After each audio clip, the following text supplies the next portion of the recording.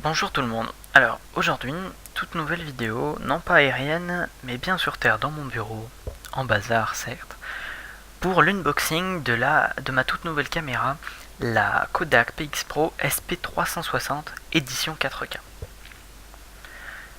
Donc la SP360 fait partie des premières caméras pouvant filmer à 360 degrés. Mais contrairement à sa prédécessrice, la SP1, celle-ci peut filmer en 4K à 30 fps. Alors, contrairement à la précédente, elle n'a qu'un capteur de 12 mégapixels, contrairement à la SP1 qui en avait un de 16. Mais celle-ci permet de filmer en 4K. Elle inclut aussi le NFC, une connexion Wi-Fi pour une visualisation en direct sur son smartphone, et micro USB, et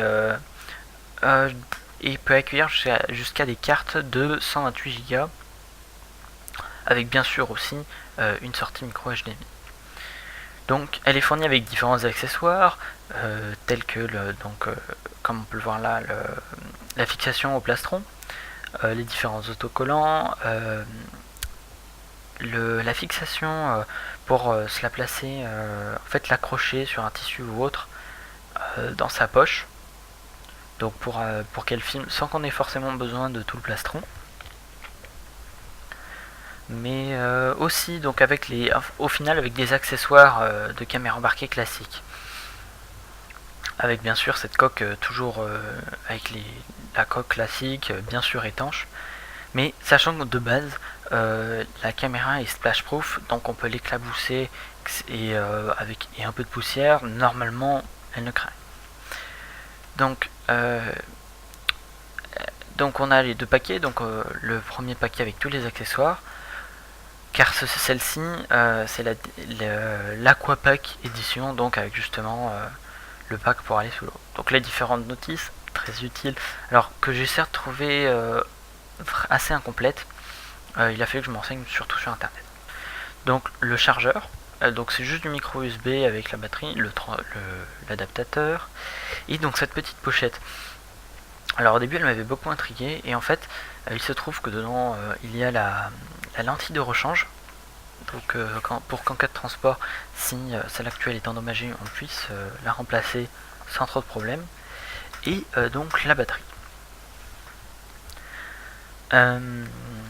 La caméra est aussi fournie justement avec une lentille de protection secondaire, qui évite justement qu'on ait à installer toute la coque de protection étanche. C'est une lentille dont je parlerai par la suite, et j'expliquerai son installation. Donc la caméra est assez simple, aux dimensions classiques d'une caméra embarquée. La batterie en dessous, et les boutons sur la face, et sur une autre face le petit écran LCD qui sert aussi de capteur NFC. Donc une fois la batterie installée, il suffit juste d'avoir à télécharger l'application, rapprocher son téléphone, et automatiquement le téléphone via le NFC va mettre la caméra sous tension et connecter les deux ensemble via le Wi-Fi qu'émet la caméra. Donc ce qui permet de visionner en direct et de faire tous les paramètres. Car comme toute caméra embarquée classique, elle reste assez limitée dans les boutons, même s'il y en a deux de plus qu'une GoPro. Par exemple pour activer le mode nuit ou autre, il faut quand même un peu aller chercher. Alors que là en quelques clics on peut. Donc on a accès aux différents modes de visionnage. Donc on a le mode panorama, on a 10 modes de visionnage différents. Donc différents modes de panorama, écran divisé en 4, etc. Et le mode sphérique classique. Les paramètres sont très complets. Donc on y trouve le mode nuit, on peut y mettre des filtres de couleurs. Alors il me semble pour l'instant il n'y en a que deux, un en noir et blanc et un qui est censé raviver les couleurs, mais que je n'ai pas encore réellement testé. On a aussi donc on a aussi les différents paramètres, mais pour l'instant, le seul bémol que je trouve à cette caméra, c'est qu'elle n'intègre pas de stabilisation, contrairement à Sony qui est déjà assez évolué de ce côté-là.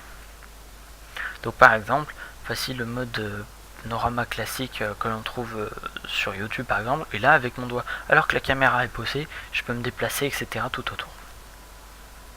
Alors certes, elle ne fait pas un 360 complet, c'est plus du 200 degrés horizontal, car en fait l'objectif arrive même à capturer presque en dessous, et 180 et 360 non pardon 200 degrés à peu près vertical et 180 et 360 degrés horizontal.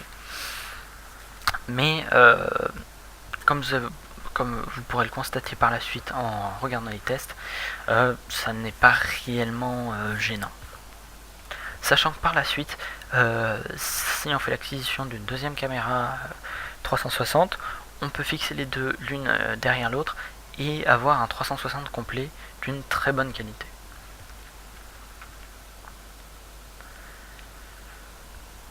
Donc la caméra elle s'éteint avec un petit bouton très simple, tout comme la GoPro. Elle reste quand même assez légère, on est dans les 170 grammes pour l'enregistrement.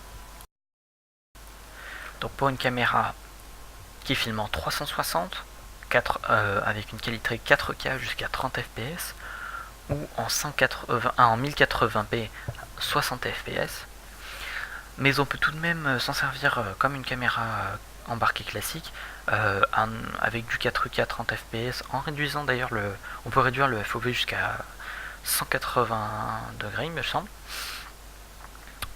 Et pour des prises de vue qui ne sont pas trop proches, ça convient parfaitement. Mais on peut tout de même descendre à 1080p et là obtenir 60 fps continu.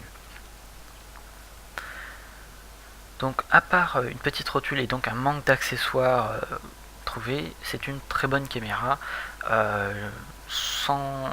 427 € à la Fnac avec tous ces accessoires. Je trouve que le prix est très correct face à GoPro ou d'autres, par exemple à la gyroptique, qui sont quand même assez chers et qui n'ont pas l'air aussi solides. Donc pour plus d'infos, n'hésitez pas à me poser des questions ou tout simplement aller visionner les résultats de cette caméra 360 degrés. Sur ce,